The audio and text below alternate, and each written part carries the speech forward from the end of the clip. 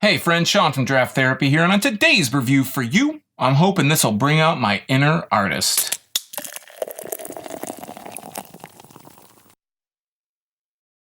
Street Artist NE IPA is a 6.5% New England style IPA from Atwater Brewery in Detroit, Michigan. I've been meaning to get to an Atwater Brewery beer on the channel for a while now. I even have a vanilla Java porter and the Bavarian cream version in my fridge. I'm not a stranger to their beer. I've had their Blocktoberfest as a part of my Oktoberfest drink-off. I've had vanilla Java Porter at baseball games. I've had it just wherever I find it, when that was kind of like my go-to for a while. But when I saw that Atwater was releasing a New England-style IPA, come on now. In every effort to bring every Michigan New England-style IPA to the channel, I knew it was my duty to bring this to you. So let's take a look at the label here and then do that thing that I do. So on the front here, it has this woman in shorts, I guess like overall shorts, and she is being a street artist. And on the side here, it says Street Artist Street Artist NE IPA, NE style India Pale Ale, which is a New England style if you're not familiar. It tells you it's 16 fluid ounces, 1 pint. It is 6.5% alcohol by volume. And it says it pairs with creating, cultivating, and contemplating. It has their website, atwaterbeer.com. So then on the other side here, it says, born in Detroit, raised everywhere. We make the kind of beer that we love. Unapologetic craft lagers and ales brewed with Detroit pride for people who enjoy great tasting beer. We're not seeking the approval of anyone else. We're just a group of hardworking beer loving folks that get to bottle our enthusiasm every day and share it with the world. So lately, I don't know how long this has been going on, but Atwater has these kind of painted, each one of their artworks on the 4-packs, 6-packs, whatever it is, they're all hand painted. It's not just like maybe it's done in Photoshop or Illustrator, but it looks like it's their individual works of art, which is really cool. I think that's really cool that Atwater does that. Again, I don't know when they changed that. I think at some point they used to be kind of like these graphic designs on their cans and their 4-packs and 6-packs, but they've gone to this new style. It's been around for like a year or two that they've been doing it, but I think it's pretty cool. So we're going to grab my IPA glass here and we're going to pour this. So let's crack this open and we'll give it a smell.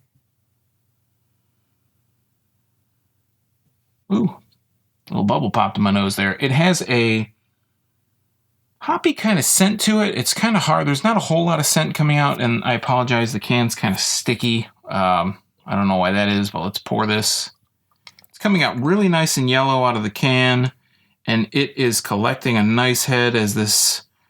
If you've watched this channel for a while, this glass is like the bane of my existence. All I do is seem to pour these huge heads on beer. But I still have a little bit left in the can. But this has a huge head. Again, it's probably my fault for pouring into this glass. But it's hazy on the top here. A lot of carbonation coming up through the top. This is a clean glass. And it's really nice and kind of dark yellow, almost an orange or a burnt yellow, if that's even a color. And on the bottom, of course, this has much less space for the beer to collect so that the light comes through it quite a bit more. It's really yellow, but it is hazy. It's very hazy, actually. The top part, I can't see my light through, but the bottom part, I can see the whole kind of deal coming through there. And let's give this a scent. Better nose out of the glass here. There's I can get more of a scent out of this. I'm not sure what hop combination they've used for this. It smells very bright, very citrusy, very almost like a lemon more than anything else. Yeah, I'm getting more of like a kind of bright, citrusy hoppiness out of it. Not much dankness out of it, but it smells a lot like lemon, kind of like fresh lemon zest. The typical lemon kind of scent when you think of a cleaner. I don't mean to, you know what I'm saying, a lemon scent. So let's give it a taste. Cheers.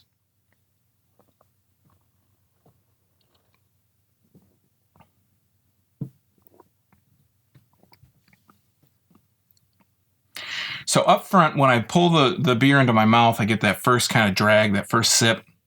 when it just kind of sits in my mouth, it has a nice sweetness to it. It's not overly sweet, but it's just kind of this nice sweetness up front. And then when I swallow, you get to the crest that I always talk about.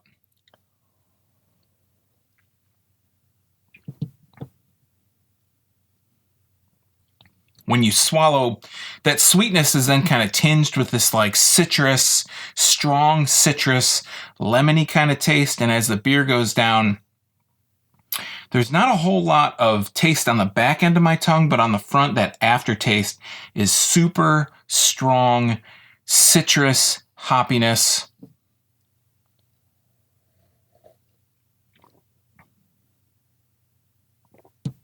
As it goes down, yeah, the front of my tongue is like biting into a grapefruit or like a orange peel, orange zestiness. It's not like grapefruit zestiness, but it's orange. It's not quite as strong as grapefruit, but it's more like almost biting into a orange peel or something.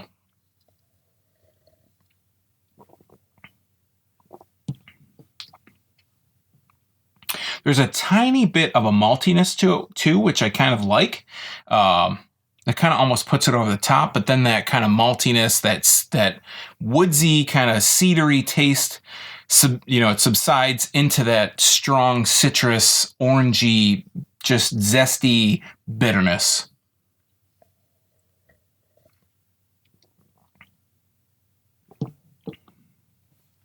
If you've read the comments on a lot of my New England style IPA reviews, Tyler at Review the Brew usually brings up like, hey, there needs to be more of a defined style. There is now a New England style IPA style by the Brewers Guild. So there now is more of a defined style, but we talk about, there's like these sweet ones, these really juicy ones. There's these more hoppy ones. This is more on the hoppy end. It's very bitter, has more of that IPA bitterness. It leans more towards the regular, West Coast IPA style. Maybe that's what it is. Maybe there's like the New England style IPAs, and there's some that are more East Coast, more than that are some West Coast. This is more kind of like that West Coast bitterness to it, more of that hoppiness. I'd like to see more of like a Midwest style, and I think maybe this is kind of leans more. Let me take that back. Not so much the West Coast style, but I think of like Midwest style being that kind of has more maltiness. This has that maltiness quality to it, but there's so much hoppy bitterness. There's so much of that orange and grapefruit hoppy bitterness that it kind of overpowers what small amount of maltiness is in there. And it'd be nice to have that maltiness kind of flourish a little bit more.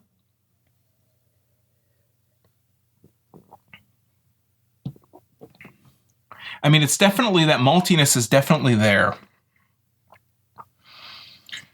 I almost kind of would equate this to, I had Mitten Brewing Company's Country Strong, and that had a nice strong maltiness to it. This is really similar to that, but it's almost like the New England style of the Country Strong.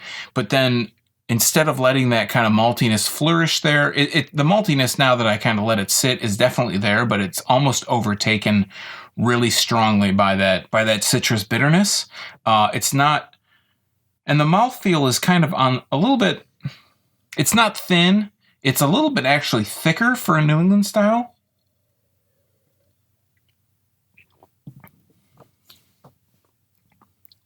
It's actually really complex. I don't think I've had a New England style that was quite like this. It's almost more of just a straight up IPA. There's not a whole lot of New England style to it. It's not juicy. It has more of that hoppy bitterness to it, and there's the maltiness to it. So it's really hard to kind of judge and say, I mean, it can say New England style on the can here, but there's not really any juiciness to it. There's haze to it, so it has that down. There's not juiciness to it, but there's a lot of maltiness, a lot of, I'm a sucker for malty IPAs, so that's in there. So while I like this, and I do think that I would drink the rest of what I have, the 6-pack that I have.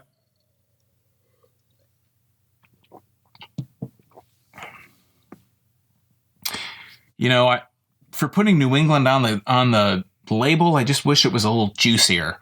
Had a little bit more of a sweetness to it. That sweetness kicks in right up front, but then it subsides so quickly into the maltiness and into into the hoppy bitterness. I feel like I've almost been sold a false like bill of goods, right? Because if this was just labeled IPA, I'd be like, oh, this is great. I love IPAs. I love malty IPAs.